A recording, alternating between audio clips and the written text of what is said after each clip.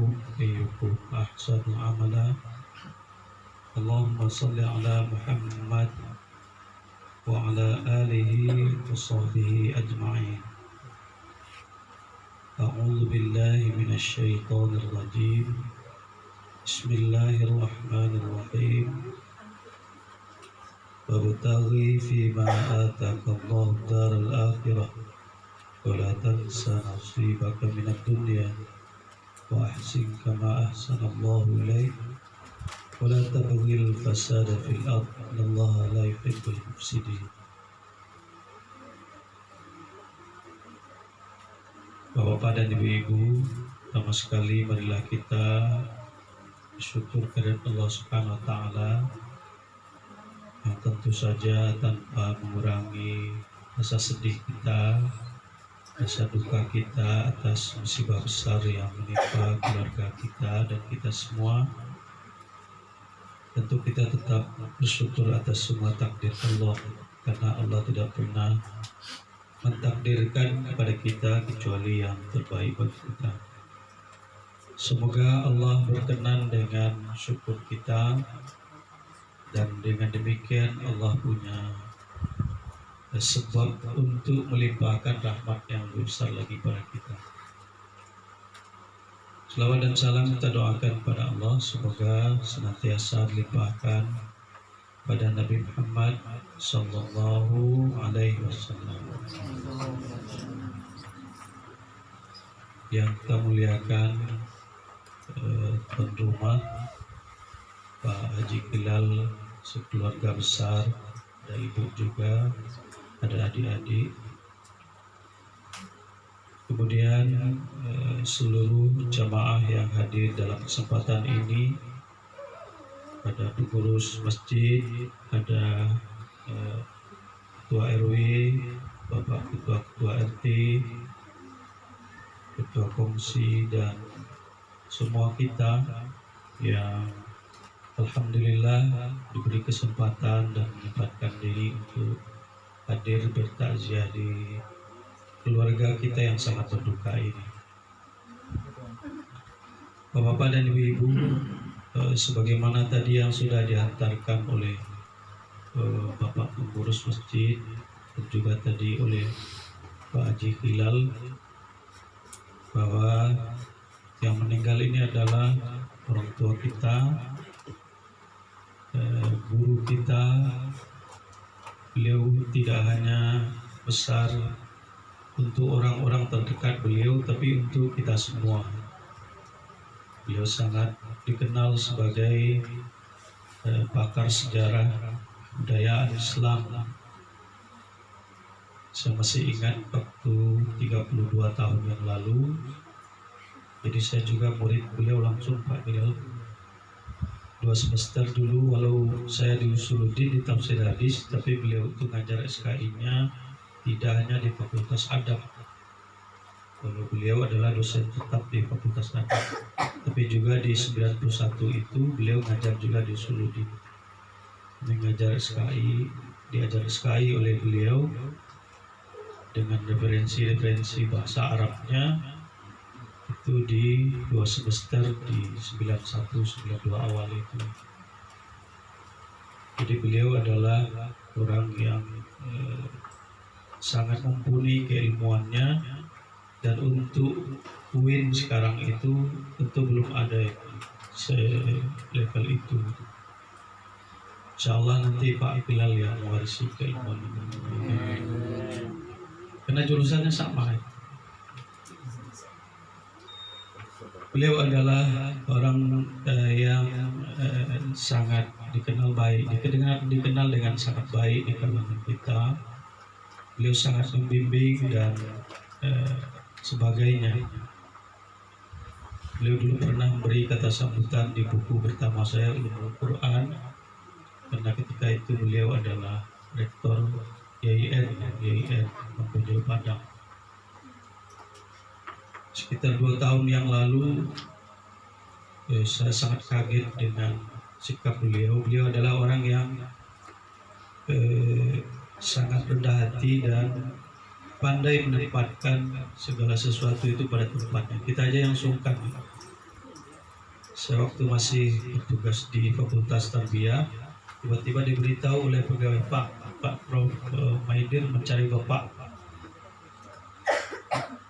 Kemudian setelah saya temui, saya ajak ke ruangan. Dengan sangat sungkannya saya ketika itu, karena kita jauh beda generasi kan. Beliau datang ke Fakultas Tarbiyah, kata beliau dari rumah. Ya, saya bilang, Pak, kok enggak Pak, sampai saja bersama ada perlu, biar bertamu ya Pak. Beliau, tidak, ini kewajiban saya ini. Banyak ketika itu beliau menemui saya karena beliau mau baminantu ketika itu untuk arham waktu itu. Jadi saya sebagai datuk, sebagai pangulu di Sanembaka, dan arham adalah anak Sanembaka, jadi dia temui saya. Ini kewajiban saya ini. Beliau kan datuk, jadi tahu sekali yang seperti itu. Ya, saya harus ke sini. Nanti diminta menjadi saksi pernikahan. Dan banyak sekali tentunya bukti bahwa beliau adalah orang yang layak kita doakan seperti yang disebutkan oleh pengurus masjid tadi. Mudah-mudahan semua ilmu beliau menjadi amal jariah bagi beliau, karena banyak sekali murid-murid beliau yang tidak hanya di UIN YIN di Mampujul Padang, tapi juga di perguruan-perguruan tinggi lain, bahkan di luar kota Padang. Mudah-mudahan ini pahala ini mengalir terus kepada beliau sehingga beliau dapat ditempatkan di surganya Allah Subhanahu wa taala. Amin. Tentunya kita juga di sini berharap kita semua di sini di samping menunjukkan turut berduka cita atas segala yang Allah cobakan untuk keluarga ini, tentu kita juga berharap sabaran bagi keluarga ini. Walau sebenarnya kalau untuk Pak Bilal tentulah lancar saja, kan?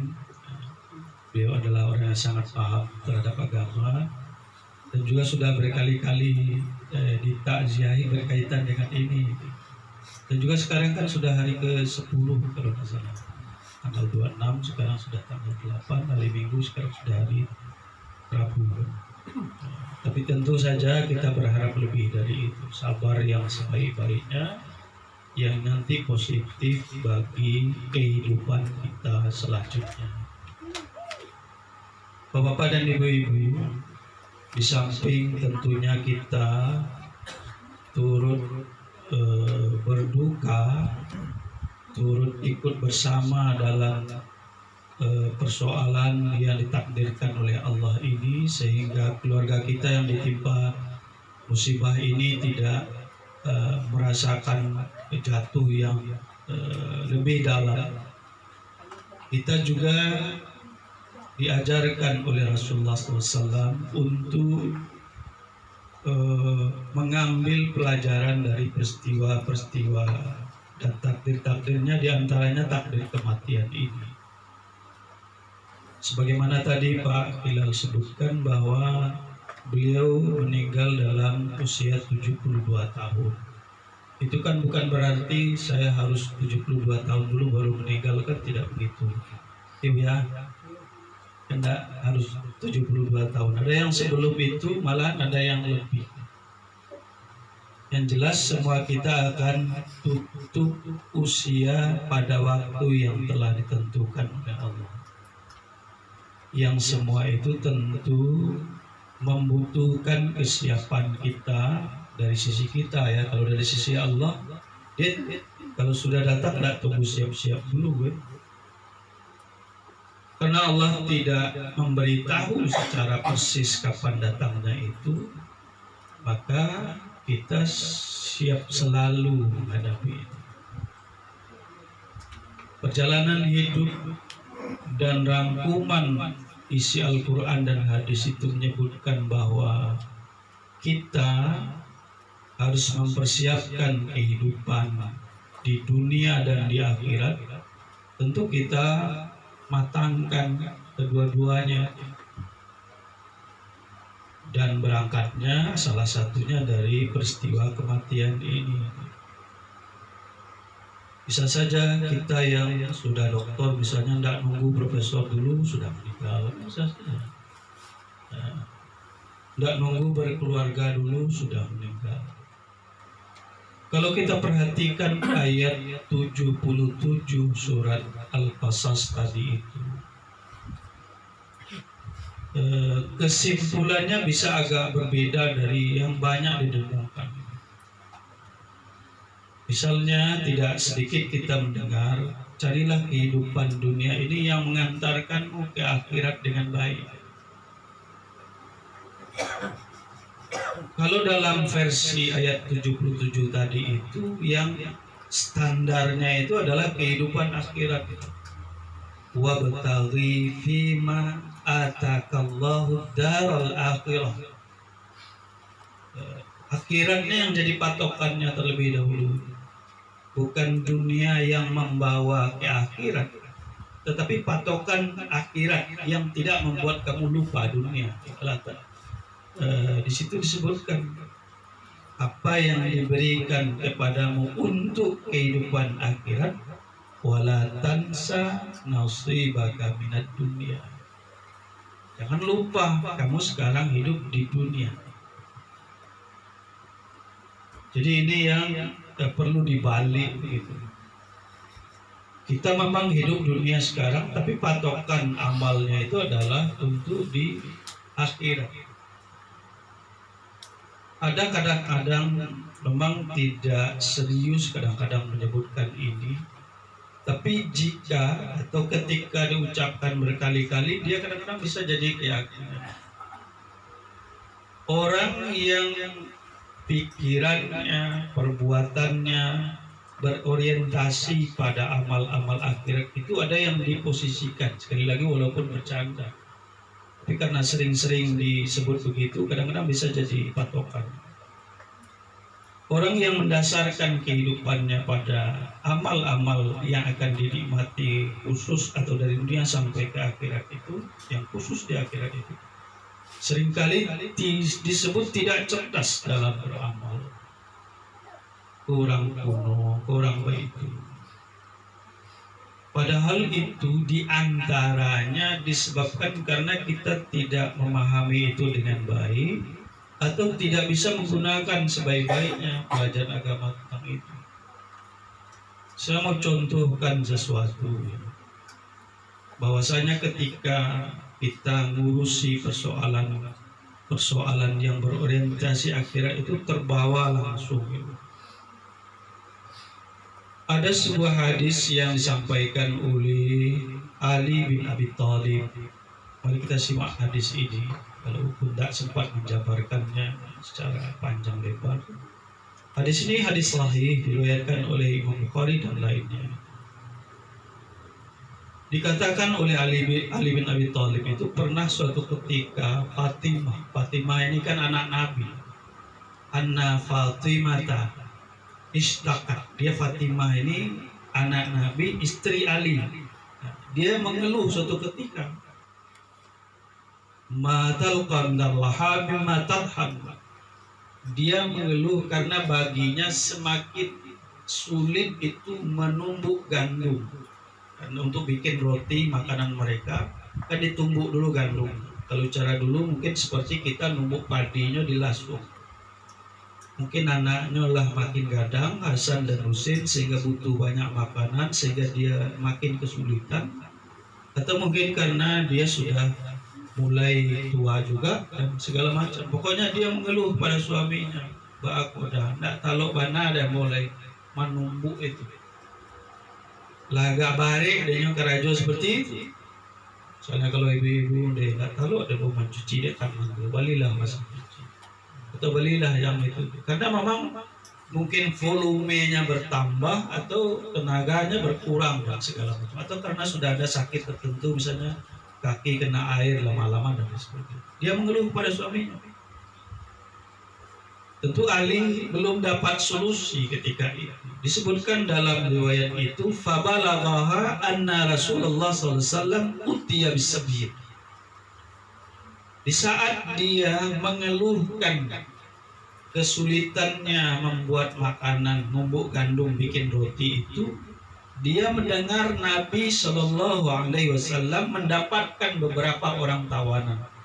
Jadi habis perang ada tawanan-tawanan yang dibawa ke Madinah. Biasanya tawanan-tawanan ini diantaranya ada yang dilepas dan diantaranya ada yang dijadikan budak buat bantu-bantu. Diantara tugasnya itu di rumah keluarga muslimin. Karena Nabi dapat beberapa tawanan, fa'atat, dia datangi Nabi. Tas'aluhu khadiman, dia kemudian minta pada Rasulullah agar dia diberi khadim, diberi pembantu, kasih dia salah seorang tawanan itu. Dia minta ke bapaknya, kepada Rasulullah, ya Rasulullah, wahai bapak, agi hamba seorang untuk bantu-bantu di rumah, hamba sulit banaknya. Kira begitu. Cuma kata Ali, lam tuafik, Nabi tidak kabulkan permintaannya itu. Jadi mentang-mentang ini anaknya, dia berpuasa, dia kemudian tidak langsung kasih. Kalau memang belum jatahnya, tidak dikasih. Atau menurut Rasul, dia lebih baik tidak dikasih ya tidak dikasih. Jadi ini mungkin jadi kajian tersendiri untuk bidang lain. Jadi dia tidak diberi oleh Rasulullah, sehingga dia kemudian curhat kepada Aisyah. Pada li Aisyah tadi dia sampaikan itu kepada ibu tirinya Aisyah, istri Nabi, di samping minta tolong sampaikan dan bujuk Nabi untuk kasih dia seorang pembantu itu. Kan wajar begitu kan? Lewat ibunya kalau tidak bisa langsung. Kemudian wajah Nabi SAW ketika Nabi datang ke rumah Aisyah itu, fadzakarat zalika lahu, disampaikanlah oleh Aisyah pesan daripada Fatimah tadi itu. Sambil bujuk Nabi tentunya, berilah anak kita itu agar dia tidak kesulitan. Dia sudah mengeluh-ngeluh sekarang, tapi masalahnya begitu. Nabi tetap saja pada pendiriannya, cuma setelah habis isya Nabi kemudian datang ke rumah Ali. Faja'ana, kata Nabi, kata Ali. Nabi kemudian datang ke rumah kami. Yang ketika itu waqad dakhalna madaji'ana. Yang ketika Nabi datang itu kami sudah berbaring di tempat tidur, mau tidur. Datang Nabi ketok pintu masuk kan, setelah dipersilakan. Kemudian kata Ali, kami ketika itu padahapna anakku, kami ingin duduk. Ya, Nabi datang bertamu, dia ingin duduk. Tapi kata Nabi, qala ala makanikuma. Kata Nabi, tetap ajalah berbaring, tidak usah duduk. Sehingga karena rumahnya sempit itu, kata Nabi, hatta wajadtu barda qadamai ala sadri. Rumah Ali itu sempit sekali. Jadi kalau tadi Pak Bilal merasa ini sempit, kalau rumah Ali itu gambarannya kalau melihat dari hadis itu, Nabi masuk di pintu itu, Ali dan Fatimah tidur di sini. Ketika dia masih berbaring, Nabi duduk itu, kata Ali, dingin kaki Nabi itu terasa di dadanya. Nah, sesampai rumahnya itu, kamar tamunya itu langsung kamar tidurnya, yang kalau dia sedang tidur itu ada orang duduk, kakinya ketiba di dadonya. Mungkin separuh itu atau apa kan, rumah Ali itu. Nah, ini mungkin nanti jadi kajian lain betapa sederhananya kehidupan kaum muslimin ketika itu. Setelah Nabi duduk itu, Nabi kemudian tanya, kata Nabi, ala adullukuma ala khairin mimma sa'altumahu. Kata Nabi, saya sudah dengar, Fatimah juga sudah datang tadi, saya sudah dengar juga dari Aisyah, kamu kan butuh pembantu kan? Kamu sedang kesulitan, kamu sedang ada masalah. Iya, kata mereka berdua sambil tiduran itu, karena tadi dilarang oleh Nabi duduk. Kata Nabi, mau ndak aku tunjukkan sesuatu yang lebih baik daripada ku kabulkan permintaan kalian ini? Sebenarnya bisa saya kabulkan, karena kan itu terserah Nabi. Tapi kata Nabi, ada yang lebih baik lagi daripada itu. Mau ndak aku tunjukkan itu? Jadi ala adullukuma ala khairin mimma sa'altumahu, daripada yang kamu minta itu ada yang lebih baik. Mau ndak tunjukkan? Tentu saja ketika itu Ali dan Fatimah mau, maka diajarkan oleh Nabi. Ini yang kita maksud tadi itu, bahwasanya tidak selamanya materi itu lebih baik dari materi itu, dari agama. Apa kata Nabi? Kata Nabi berikutnya, idza akhadtuma madaji'akuma, Ketika kalian berdua sudah mau tidur seperti ini, jadi itu rahasianya kenapa Nabi tidak membolehkan mereka duduk tadi itu, karena sambil berbaring Nabi duduk kan. Ketika kalian sudah mau tidur seperti ini, di mana kehidupan tadinya dalam masalah, ada kebutuhan, ada keluhan, ada ini, ada itu, pokoknya galau lah gitu, ada masalah. Cara ngatasinya kata Rasulullah SAW yang terbaik itu adalah ketika kamu mau tidur seperti ini, sudah berbaring tempat tidur kayak gini. Caranya fakabbirallaha arba'an wa thalathi. Besarkanlah Allah 34 kali. Maksudnya baca Allahu Akbar. Jadi kalau mau tidur itu sesudah baca doa tidur atau sebelumnya itu tentu berwudu dulu, baca. Kalau tadi ada masalah ini, ada masalah itu, ada segala macam. Masalah di pekerjaan, masalah di anak, masalah di keuangan, masalah itu. Begitu. Fakabbirallah, besarkan Allah. Tuhanmu itu maha besar, maha kaya, maha kuasa. Mana mungkin dia tidak bisa membantumu untuk urusan sekecil ini. Jadi yakini itu. Allahu Akbar, Allahu Akbar, Allahu Akbar. 34 kali. Itu baik-baik. Arba'an wa thalasi. 34 kali. Yakini itu sebaik-baiknya Allah itu maha besar, maha kaya, maha kuasa. Kita ini semuanya atas kuasa Dia. Maksudnya begini, kalau Allah mau bantu itu gampang aja bagi Allah. Kalau Allah mau angkat kesulitan itu gampang. Yang penting kamu yakin dulu, sebelum tidur. Satu kata Rasulullah. Yang kedua adalah wahmada salasan wa salasi. Kemudian puji Allah, baca Alhamdulillah 33 kali. Yakini itu sebagai Alhamdulillah. Kita ingat semua pemberian Allah yang sebenarnya sudah sangat banyak pada kita. Hanya satu ini aja yang belum, kira-kira begitu. Sekarang kita butuh uang 1 juta. Bukannya sebelumnya sudah dapat ini, sudah dapat ini, sudah dapat ini. Cuma ini yang belum, bukan tidak, yang belum. Syukuri apa yang ada itu. Mungkin banyak orang yang masih belum dapat sebanyak yang kamu dapat itu. Makanya Alhamdulillah, Alhamdulillah, Alhamdulillah. Sedihnya karena sesuatu yang tidak dapat yang sedikit ini, yang sudah ada ini kadang-kadang tidak dipandang.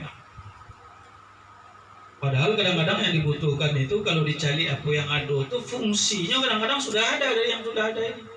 Tapi karena kita kadang sudah konsumtif, melihat orang lain juga sudah begitu. Kok orang lah berubah lah, bakal itu, bakal itu. Nah, padahal dia masih apa? Tak tahan dengan itu. Nah, jadi itu Alhamdulillah. Saya sudah punya ini, saya sudah punya itu, saya sudah begini, saya sudah begitu, saya sudah. Tentu saja ini akan membuat perasaan yang menyasak tadi itu bisa turun. Yakini 33 kali. Terakhir kata Rasulullah SAW, wasabbiha thalathan wa thalathi.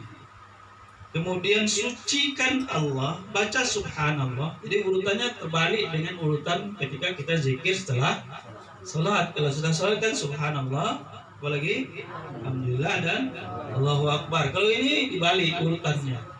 Allahu Akbar, alhamdulillah, subhanallah.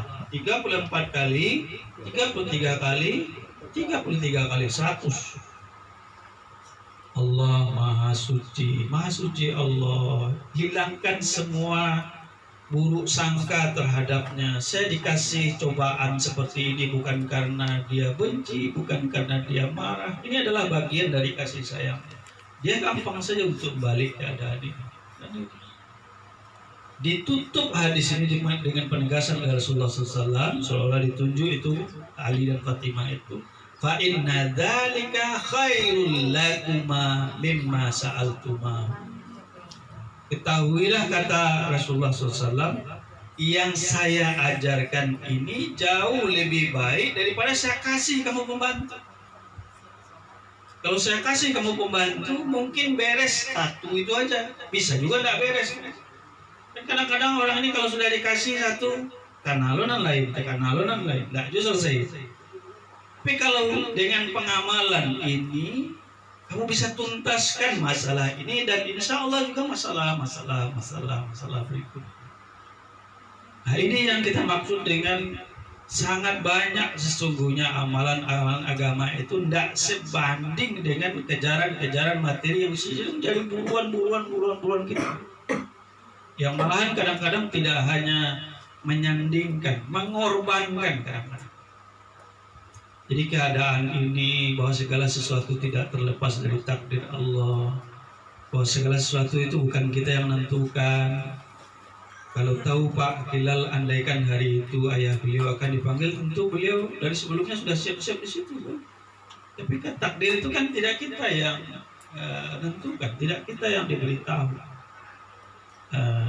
Tapi Allah yang menentukan. Karena itu pesan dari ayat 77 surat apa itu, patokannya itu apa yang diberikan oleh Allah padamu untuk akhirat. Yang akhirat itu jadi patokan. Wabtaghi fima atakallahu daral akhirah wa la tansa nasibaka minad dunya.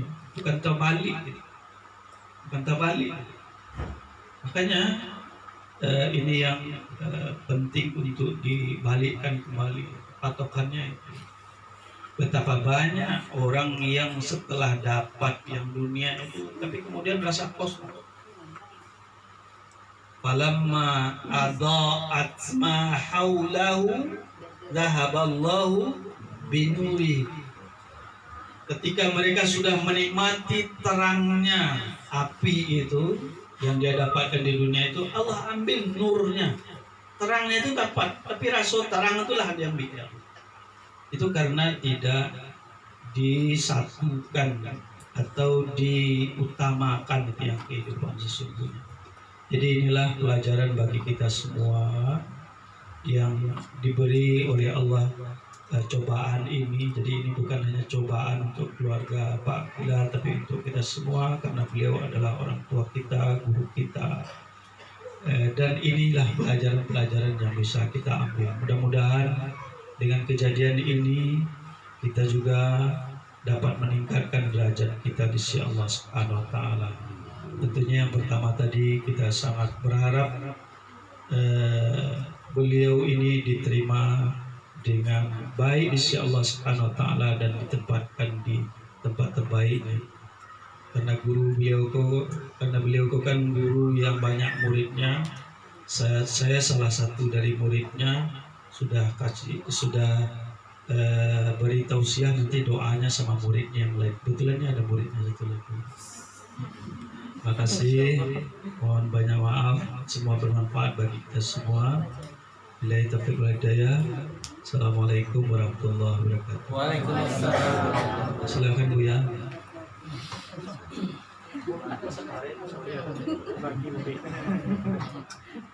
Kalau tadi babagi.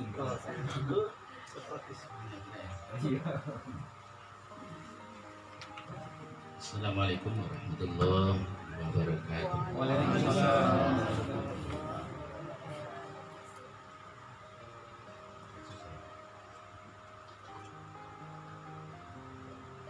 Alhamdulillahirrahmanirrahim. Pada kesempatan yang berbahagia ini, pada kita semua diharapkan untuk berdoa kepada Allah Subhanahu wa taala, mohon supaya almarhum orang tua kita bersama agar diberikan oleh Allah lapangan di dalam kubur dan dilanjutkan dengan kehidupan di akhirat. Itu marilah kita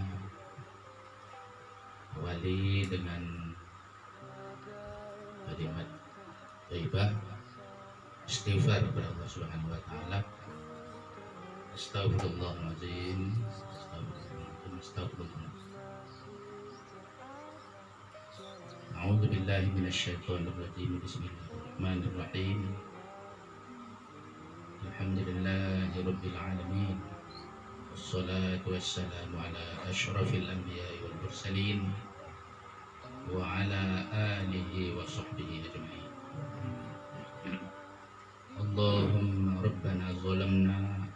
أنفسنا وإن لم تغفر لنا وترحمنا لنكونن من الخاسرين. اللهم ربنا لا تؤاخذنا إن نسينا أو أخطأنا. ربنا ولا تحمل علينا إصرا كما حملته على الذين من قبلنا. ربنا ولا تحملنا ما لا طاقة لنا به واعف عنا واغفر لنا وارحمنا أنت مولانا فانصرنا على القوم الكافرين. اللهم ربنا نسألك سلامة في الدين وعافية في الجسد وزيادة في العلم وبركة في الرزق وتوبة قبل الموت ورحمة عند الموت ومغفرة بعد الموت.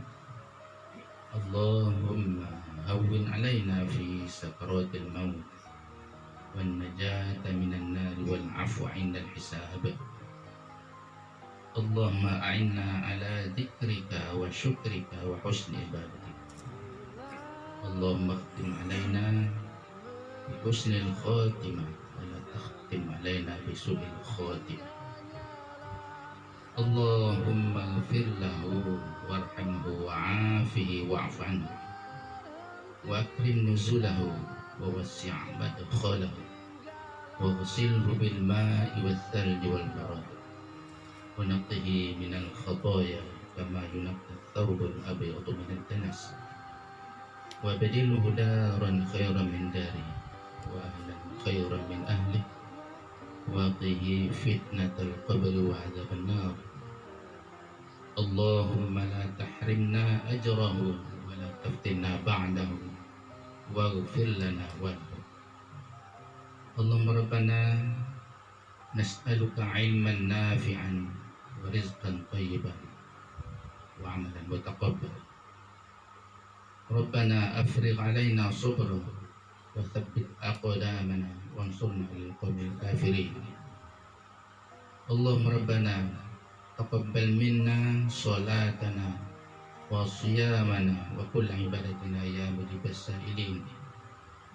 ربنا هب لنا من أزواجنا وذرياتنا قرة أعين واجعلنا للمتقين إماما. اللهم ربنا اصرف عنا عذاب جهنم إن عذابها كان غراما إنها ساءت مستقرا ومقاما. اللهم ربنا نسألك رضاك والجنة. اللهم ربنا نسألك رضاك والجنة. اللهم ربنا نسألك رضاك والجنة ونعوذ بك من سخطك والنار ونعوذ بك من سخطك والنار ونعوذ بك من سخطك والنار. ربنا تقبل منا صلاتنا وصيامنا وكل عبادتنا يا مجيب السائلين. ربنا ثبت قلوبنا على دينك وعلى طاعتك سبحانك فقنا عذاب النار. ربنا آتنا في الدنيا حسنة وفي الآخرة حسنة وقنا عذاب النار. ربنا تقبل منا إنك أنت السميع العليم وتب علينا إنك أنت التواب الرحيم. صلى الله على محمد وعلى آله وصحبه أجمعين. سبحان ربك رب العزة عما يصفون وسلام على المرسلين والحمد لله رب العالمين. Assalamualaikum warahmatullahi wabarakatuh. Wassalamu ala asyrafil anbiya'i wal mursalin wa ala alihi wa ashabihi ajma'in. Amma ba'd. Yang saya hormati semua yang hadir dalam acara takziah ini, dari Ketua RW, Ketua RT, Ketua Pengurus Masjid Al-Hijrah, sahabat-sahabat kami semua di Masjid Al-Hijrah, para imam, para khatib, tuanku yang mungkin tidak bisa disebutkan satu persatu.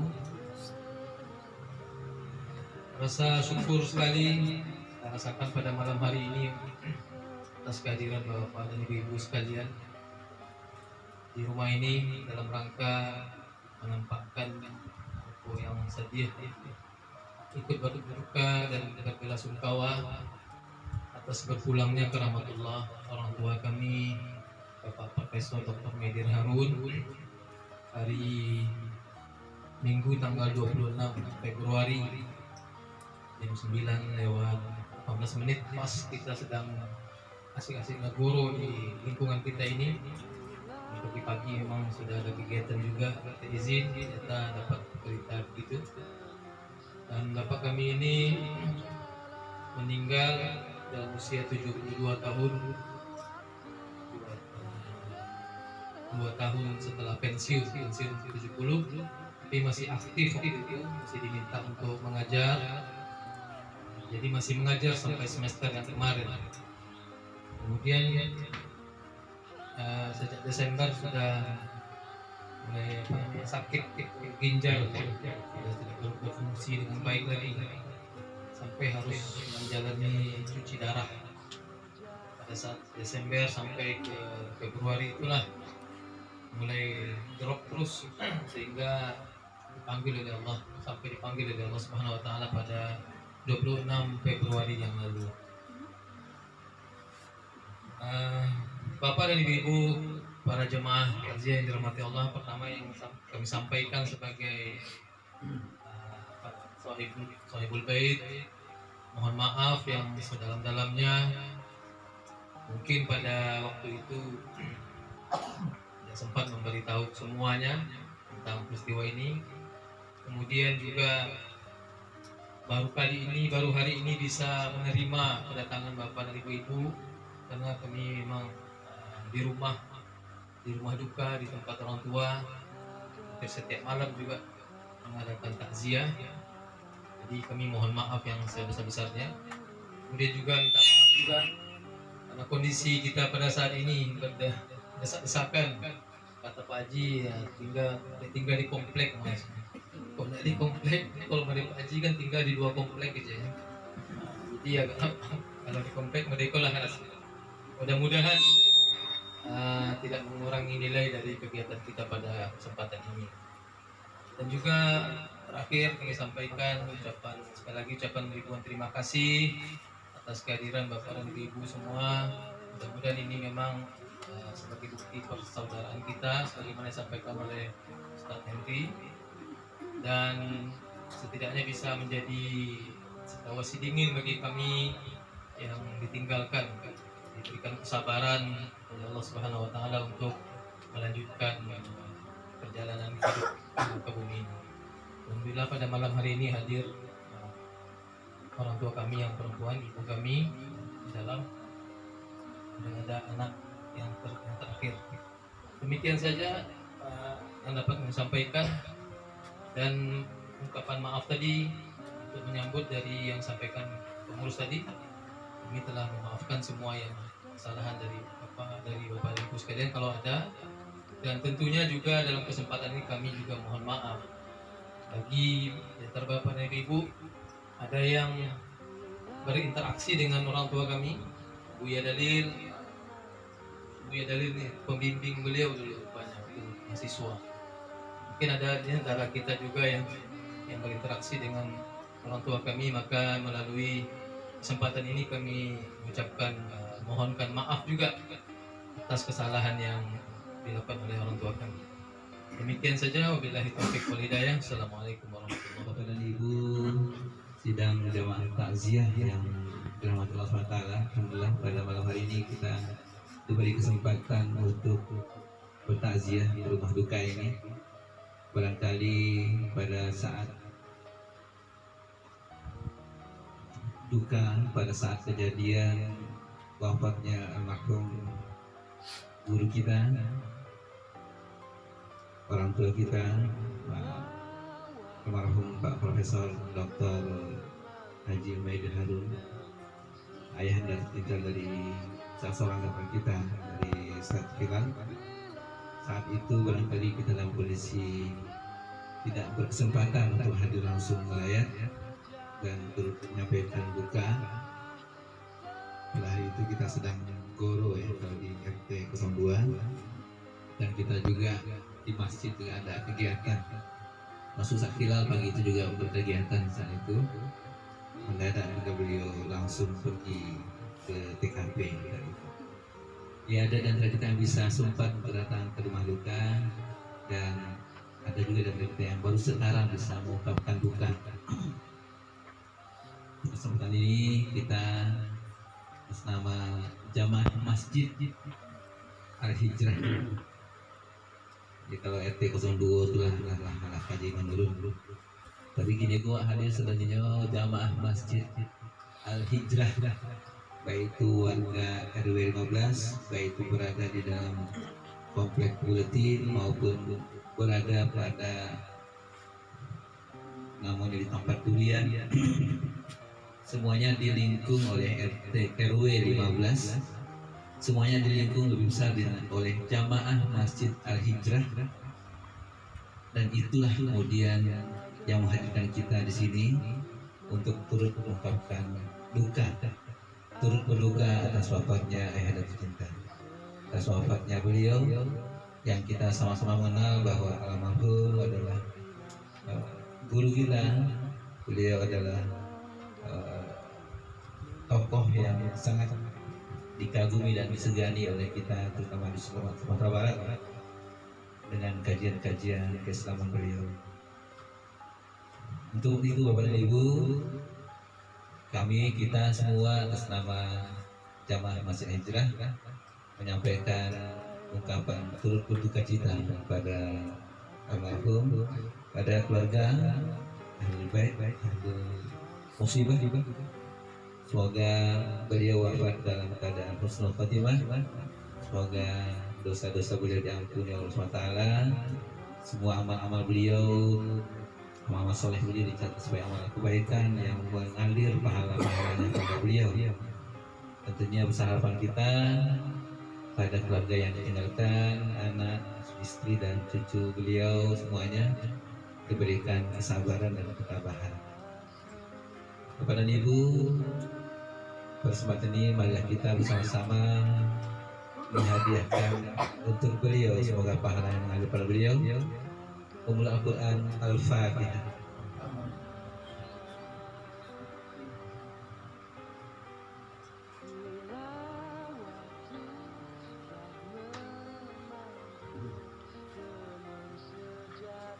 Amin amin ya rabbal alamin. Dan kemudian tentu kita atas nama keluarga, atas nama Jamaah Masjid Al-Hijrah, jika ada mungkin kesalahan-kesalahan beliau pada kita, tentu mungkin tidak ada barangkali karena kita mungkin ada banyak yang tidak bertemu dengan beliau. Namun kalau ada, tentu kita insyaallah akan memaafkan.